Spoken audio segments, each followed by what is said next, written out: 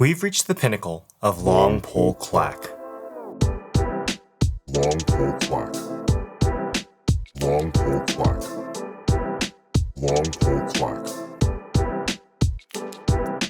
The Coley switch from Keebfront has the distinction of being the first community-driven switch, where users from the mechanical keyboard community got to vote on different switch materials and specs for the final product. The ultimate winner was a nylon PA6 top, a 13.6mm long pole palm stem, a two-stage 63.5 gram spring, and a PBT bottom. Overall, the material composition is very similar to the bigwig switch, so I was expecting a pretty mid-heavy but clacky sound signature. But what we got instead was a loud, clacky switch. Take a listen to the stock sound test right after you take your long pole and clack that like button.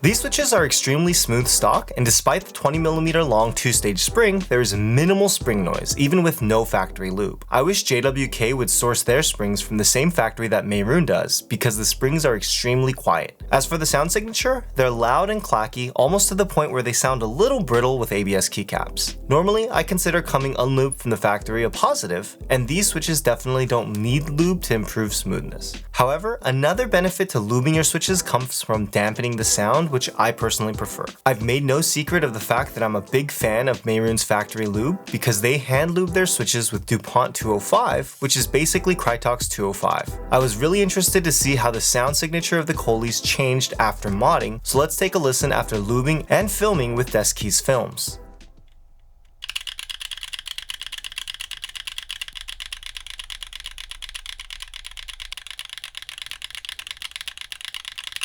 I have to say, I really enjoyed the sound of the switches after both lubing and filming. While they were slightly less clacky, I felt that the films brought down the sound signature of the switch just a tad bit. Remember, endgame is all about personal preference, and you might like these switches completely stock. If I was using them in a build, I'd probably lube and film, but it's totally not necessary. Also, there was minimal housing wobble with or without films, which is a plus. That being said, I've noticed a slight issue with Meirin top housings that I wanted to note. Some of the top housings can get stuck on your plate, and it makes it really hard to press them in. I first saw it with the Doom tactiles, and I thought it was due to the softer nature of the HDPE top housing, but I saw it with two Coleys when I was installing them into my brass plate Polaris. You can see from this picture that the top housing leg is a little bit ajar, which prevents the switch from being inserted into your plate and actually damages the switch plastic on the prong. Because the HDPE used in the Dooms and Bigwigs are malleable, you can bend them into place and it isn't an issue. However, the nylon top on the Coleys is a lot less malleable, and they seem to be stuck in that open position, which can lead to problems. I found this issue in 2 of 58 switches, so it isn't widespread, but it's something to take note of. Now let's compare the Coleys to some other long pole linear switches.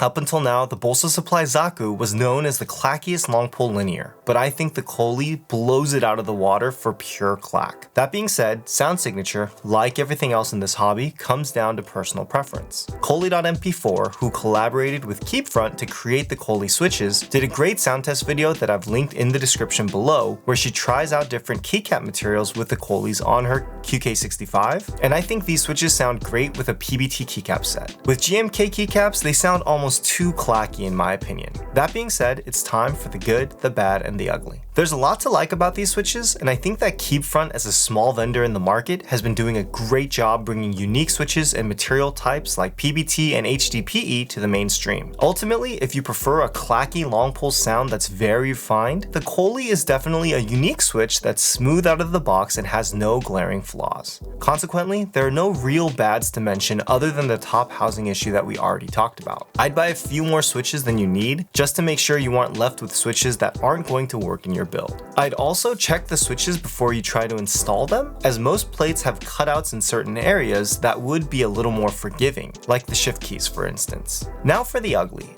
I personally wasn't a huge fan of the color scheme of the Switch, as I felt the stem should be a little darker to match Coley's head color, but we're really splitting hairs at this point. Another thing that could be a bad or ugly, I guess depending on your budget, is the price of these switches. At just under 60 cents per Switch with code MAKER at checkout, the Coleys are in a really good place as far as other long pole linears are concerned from a pricing perspective, and so it's kind of a net neutral.